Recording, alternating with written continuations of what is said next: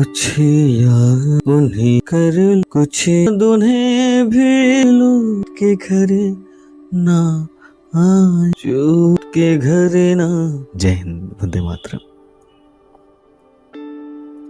आज black day है, black day, काला दिन, एक ऐसा दिन जिसे सब याद नहीं करना चाहते। मैं तो बिल्कुल नहीं। आज के दिन 14 फरवरी 2019 को भारत के जम्मू और कश्मीर में हुआ था पाकिस्तान इनसे आतंकवादी समूह जैसे मोहम्मद से जुड़े एक स्थानीय कश्मीरी व्यक्ति ने विस्फोटकों से लदी एक कार भारतीय अर्धसैनिक बलों के काफिले में घुसा दिया, जिसमें 40 सैनिक शहीद हो गए और दर्जनों अन्य घायल हो गए। लोग कहते हैं कि पुलवामा हमला जम्मू और कश्मीर में चल रहे संघर्ष का एक नतीजा, ये एक आतंकी हमला था, कोई संघर्ष नहीं, ये एक आतंकी हमला था। किसी को ये हक नहीं कि हमारे देश के जवानों के ऊपर हमला करे। और तकलीफ तो तब ज्यादा होती है जब हमारे ही लोग हमारे जवानों को, जिन्हें न सर्दी दिखती है न गर्मी, बस वो देश के लिए बलिदान दे देते हैं। 3 महीने 6 महीने 9 महीने छुट्टियां नहीं मिलती, घर नहीं आ पाते, ठंड हो बरसात हो गर्मी हो,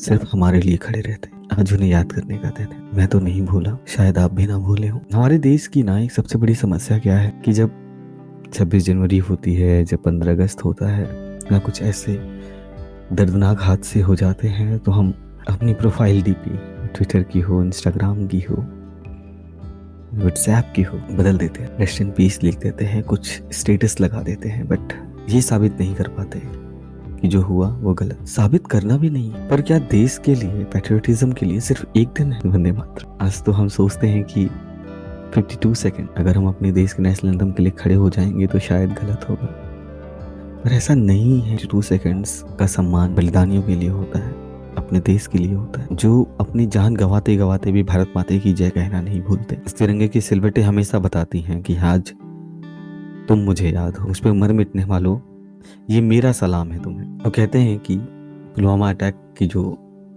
योजना थी बड़ी सावधानी पूर्वक बनाई गई। खैर, इस हमले के बाद देश में व्यापक शोर आक्रोश सब हो गया था। आज मैं ना उन चंद कुछ नामों को लेकर के आया हूँ, उनके बारे में कुछ बताऊंगा, और वीडियो के पार्ट 2 में मैं बाकी के नामों को भी बताऊंगा कि वो कौन थे, कहाँ थे, जो हमारे लिए बलिदानी हो गए, जो शहीद हो गए। श्याम बाबू 32 ईयर्स, कांस्टेबल, कानपुर देहात। 6 साल पहले उनकी शादी हुई थी। पहली पोस्टिंग 2005 में मिली थी। उनके घर का निर्माण चल रहा था। पिछले दिसंबर से 45 दिन की छुट्टी पे वो घर आए हुए थे। 29 जनवरी को ड्यूटी ज्वाइन की, लेकिन 1 फरवरी को फिर से छुट्टी पर आ गए और वो 10 फरवरी को चले गए। उसके बाद कभी लौट के नहीं आए। अजीत कुमार आजाद 32, कांस्टेबल उन्नाव। 2007 के बाद जब वो शामिल हुए तो उन्होंने हमेशा कहा कि एक दिन मैं देश के लिए अपनी जान दे दूंगा। और जो उनके पिता थे हमेशा ये बोलते थे कि बेटा ये नौकरी छोड़ दे, लेकिन हमेशा उन्होंने यही चीज़ कही कि मैं ये नौकरी नहीं कर रहा, ये मेरा अधिकार है, ये मैं अपने देश के लिए कर रहा हूँ। उनके पिता का कहना है कि जब वो 10 फरवरी को गए तो हमें पता ही नहीं था कि वो वापस नहीं आएंगे। शामली परिवार के रेलापात क्षेत्र से निवासी अमित 2017 में सीआरपीएफ में शामिल हुए थे। वो अपने परिवार से एकमात्र व्यक्ति थे जो सीआरपीएफ में शामिल हुए। वो अपने गांव में एक प्रेरणा स्रोत थे। उनके भाई अमित बताते हैं कि जब वो 15 दिन की छुट्टी पर घर आए थे तो पूरे गांव में बड़ा जश्न का माहौल था। हर बच्चों को यही कहते थे कि देश के लिए कुछ करो, देश के लिए कुछ करो। लेकिन जब वो 12 फरवरी को ड्यूटी ज्वाइन करने के लिए लौटे तो आए ही नहीं। प्रदीप जी, शामली के बनत निवासी प्रदीप, उनकी पत्नी शर्मिष्ठा देवी और बेटे सिद्धार्थ। उनका एक और बेटा भी है विजय। सिद्धार्थ इंटरमीडिएट में और विजय 9th में है। जिस दिन ये दर्दनाक हादसा हुआ वो फोन करते रहे पर फोन पे कोई जानकारी नहीं मिली। अगले दिन प्रदीप जी के सीनियर का फोन आया और उन्हें बताया गया कि अब वो नहीं रहे। पूरा परिवार शोक में डूब गए। प्रदीप जी 2003 में सीआरपीएफ में शामिल हुए। कई कारणों के कारण उनकी प्रमोशन नहीं हो सका। मकान बनाने के लिए बैंक से कर्ज लिया, कर्ज का कुछ हिस्सा चुका भी थी। फरवरी से बाद वो वापस ही नहीं आए। अब उनके पूरे परिवार की जिम्मेदारी उनकी पत्नी नीरज देवी पे है। देवरिया के भटनी निवासी विजय 2008 में सीआरपीएफ में शामिल हुए थे। उनकी एक छोटी सी बेटी है 2 साल की, आराध्या। विजय जी 9 फरवरी को 10 दिन की छुट्टी के बाद लौटे थे पर वो भी वापस नहीं आए। पंकज त्रिपाठी, अगर आज मैं कहूँ कि पंकज त्रिपाठी कौन है तो लोग कहेंगे कि एक मशहूर अभिनेता है पंकज त्रिपाठी। पर क्या आपको याद है कि एक पंकज त्रिपाठी 14 फरवरी 2019 को हमारे देश के लिए शहीद हो गए, बलिदानी हो गए। 10 बजे सुबह अपनी पत्नी से बात की थी पंकज त्रिपाठी जी ने। फिर उसके बाद उनका ना फोन आया ना वो आया। जब मैं इनकी बातें करता हूँ तो मेरी आंखें ऐसे ही नम हो जाती और रोने का दिल करता है। और मुझे मेरे जवानों पे ना गर्व है। और वो चंद लाइनें जो है ना मैं ना लौट आने वाले साल बोले मेरा हाल ना हो ये समझे ना हो नैना। रमेश जी, उनके परिवार में पत्नी रेणु है और उनका बेटा है तो आयुष 2 साल का। कुमार जी 11 फरवरी को ड्यूटी के लिए निकले थे। सुबह पत्नी शिल्पी से बात भी की। उसके बाद ना उनका फोन आया ना वो राम वकील 10 फरवरी को घर से निकले थे। उस दिन बात भी हुई अपने परिवार से, लेकिन फिर बात नहीं हुई। रावत जी, उन्होंने सुबह फोन किया था 14 फरवरी के दिन सुबह अपने घर पे फोन किया, बोला मेरा तबादला हो गया और मैं जा रहा हूँ, लेकिन फिर उनका फोन नहीं आया। उनकी एक बहुत प्यारी बेटी है अपूर्वा और उनके 2 और बच्चे जो भी अविवाहित हैं। कांस्टेबल कुलविंदर सिंह रविवार को 10 दिन की छुट्टी के बाद चचेरे भाई की शादी में शामिल होने के लिए घर से निकले थे। उनके चचेरे भाई किरणदीप सिंह ने कहा था कि अब उनकी अपनी शादी इस साल नवंबर में होनी थी। हालांकि कुलविंदर जी की सगाई 3 साल पहले हुई थी, लेकिन किरणदीप ने कहा कि पहले परिवार के घर की मरम्मत कराना चाहते हैं। वो सपना पूरा हुआ। कुलविंदर सिंह के पिताजी एक ट्रक ड्राइवर हैं। बहुत सारे ऐसे लोग हैं, अभी और भी नंबर्स हैं, उनके बारे में मैं आगे बताऊंगा, अगले पार्ट में बताऊंगा। पर कोई किसान का बेटा, कोई ट्रक ड्राइवर का, कोई रिक्शा ड्राइवर का, पर आत्मा एक, सम्मान एक, सिर्फ देश और अपना देश। मैं अपने भी भाई के बारे में बताऊंगा जो उस दिन वहां पे शहीद हो गया, बलिदानी हो गया, पर अगले पार्ट में। 40 लोग। इसके बाद कुछ हुआ, देश जागा, आक्रोश हुआ और फिर स्ट्राइक हुई बालाकोट, इसमें चुन चुन करके लोगों को मारा गया।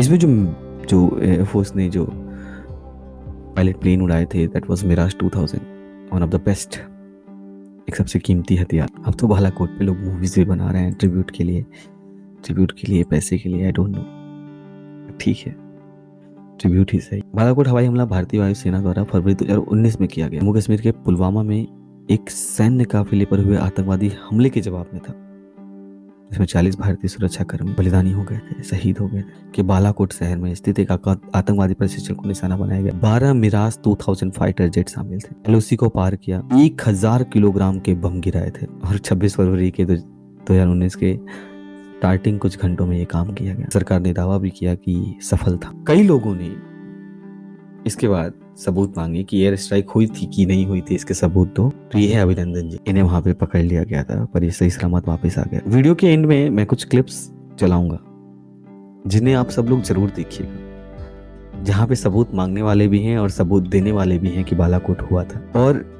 हमारी टीम की तरफ से, ट्रुथ बिहाइंड द कर्टन की तरफ से, हमारे शहीद हुए सभी जवानों को एक ट्रिब्यूट, एक श्रद्धांजलि।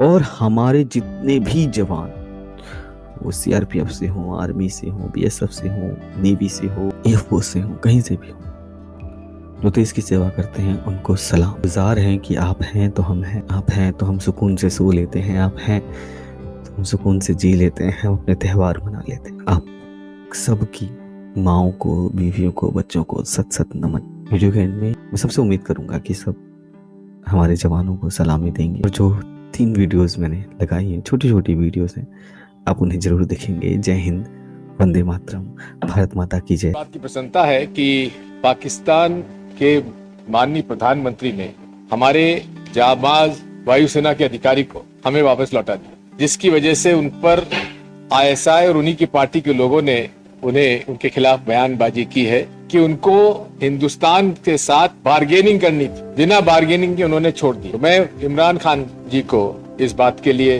बधाई देता हूं कि उन्होंने एक नया रास्ता, एक अच्छे पड़ोसी होने का दिखाया, लेकिन साथ में उन्हें अब बहादुरी के साथ हफीज सईद और मसूद अजहर को भी हमें सौंप देना चाहिए। इतना ही कह सकता हूं मैं, श्री नरेंद्र मोदी जी से बड़ा झूठा व्यक्ति हमने देखा नहीं। आज हम यहाँ बात कर रहे हैं, ये किसी छुपा नहीं है, खुले में तो सैटेलाइट के माध्यम से सारी पिक्चर सामने आ जाती। तो जिस तरह का प्रमाण अमेरिका की सरकार ने उसामा बिन लादेन के बारे में पूरे विश्व को दिया, उस तरह का प्रमाण हमको भी देना चाहिए। पाकिस्तान का पायलट हमने पकड़ा हुआ है। हम एज ए पीस जेस्टर हम उसको कल रिहा करने लगे हैं। पसीने माथे पे थे और हमसे शाह महमूद साहब ने कहा, फॉरेन मिनिस्टर साहब ने, कि खुदा का वास्ता है अब इसको वापस जाने दें, क्योंकि 9 बजे रात को हिंदुस्तान पाकिस्तान पे अटैक